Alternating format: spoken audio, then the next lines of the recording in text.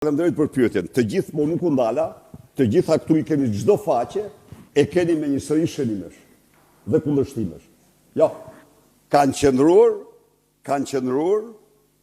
në mënyrën më të vendosur. Dhe unë nuk u ndala në këto komente, shife.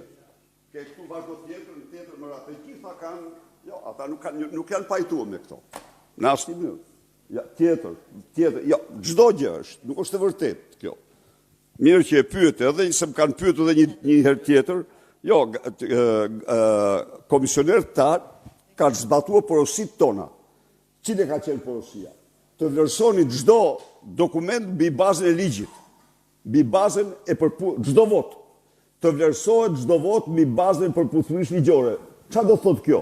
Do thotë kjo që vërtetohet se vota i është dorëzuar votuesit, se votuesi ka firmosur që e ka marrë, se e ka dorëzuar. Me fjalë, ka një procedurë për fat mirë, për votat e diasporës është një procedurë e miratur me konsensus. Dhe ajo quhet votë e ligjshme. Jo, këta kanë qëndruar mas çdo vote përfaqësuesit tanë. Po, nuk po merr me të se shkon shumë gjatë ajo. Për ta sqaruar, zoti Berisha, dyshimi juaj është që është falsifikuar proces verbali, sepse ishin tjetë koincidencë 20, apo numri i votave? Jo, nuk është pashk. Janë dërguar në ndërtimin e Taulant Baz dhe Belinda Ballukut, patronazhistë që